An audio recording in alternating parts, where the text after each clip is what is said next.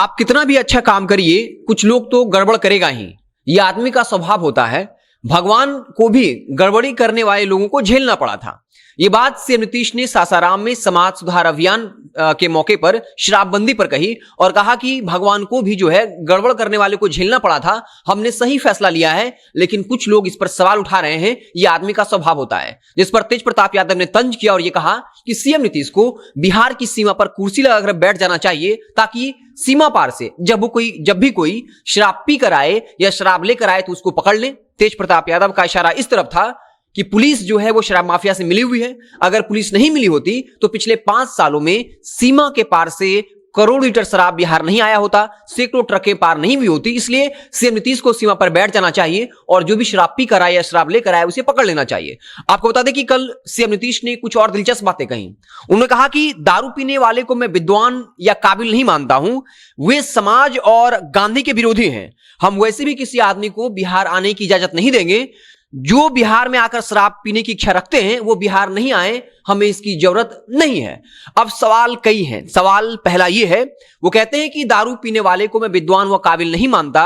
तो सवाल ये उठता है कि जीतन राम मांझी को वो क्या मानते हैं? क्या जीतन राम मांझी से वो अपना गठबंधन तोड़ लेंगे? जो कहते हैं कि गरीब लोग जो है 10 बजे शराब पीकर सो जाएं। उसके बाद उन्होंने ये कहा कि ऐसे लोग समाज व महात्मा गांधी के विरोधी है। महात्मा गांधी के विरोधी हैं तो फिर नीतीश कुमार ने हर एक पंचायत में शराब के ठेके क्यों खुलवाए? आपको बता दें कि उन्होंने साफ तौर पे कह दिया है कि जो भी बिहार में शराब आकर पीने की इच्छा रखते हैं वो नहीं आए, हम उनको इजाजत ऐसे भी आने की नहीं देंगे।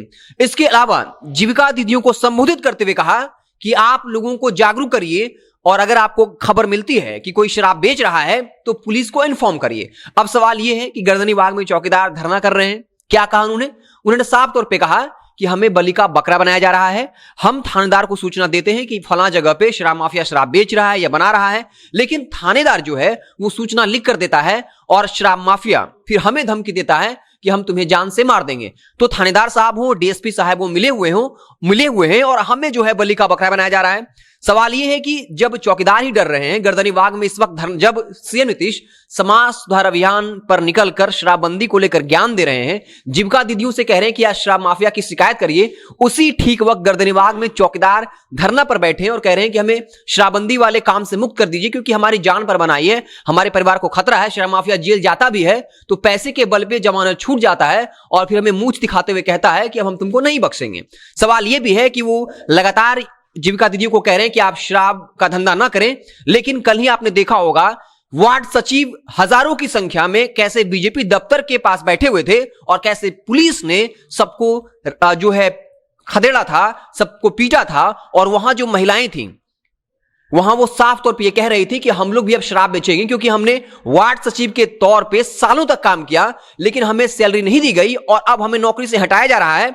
तो उन महिलाओं ने साफ तौर पे कहा था कि हमारी मजबूरी है शराब बेचना। इसलिए सीएम नीतीश को इस बात को समझना चाहिए कि अगर शराबबंदी सफल नहीं हो पा रहा है, इसके पीछे बेरोजगारी एक बड़ी वजह है, क्योंकि कहा जाता है कि बुभुक्षिता किम न करोति पापम, भूखा आदमी क्या पाप नहीं करता है। लेकिन रोजगार के मसले पे सीएम नीतीश बिल्कुल चुप है और जाकर शराबबंदी पर ज्ञान दे रहे हैं जीविका दीदियों को कि आप जाकर खिलाफत करिए। जब चौकीदार जो आपके सिस्टम का हिस्सा है वो डरा हुआ है और कह रहा है कि डीएसपी साहब, दरोगा साहब मिले हुए हैं, तो आखिर ये जीविका दीदियां जो हैं वो शराब माफिया के खिलाफ कैसे आवाज उठा पाएंगी? तो लगातार सीएम नीतीश शराबबंदी को लेकर बड़ी बड़ी बात कर रहे हैं, लेकिन सुप्रीम कोर्ट ने भी कल ही कह दिया था कि बिहार में जो शराबबंदी का फैसला था वो अदूरदर्शी था, यानी बिना सोच समझ कर लिया गया फैसला था और इससे लोगों को न्याय मिलने में देरी हो रही है। ऐसे आप बने रहिए जनता जंक्शन के साथ। हम आपको बिहार की तमाम छोटी बड़ी खबरों से लगातार अपडेट करते रहेंगे।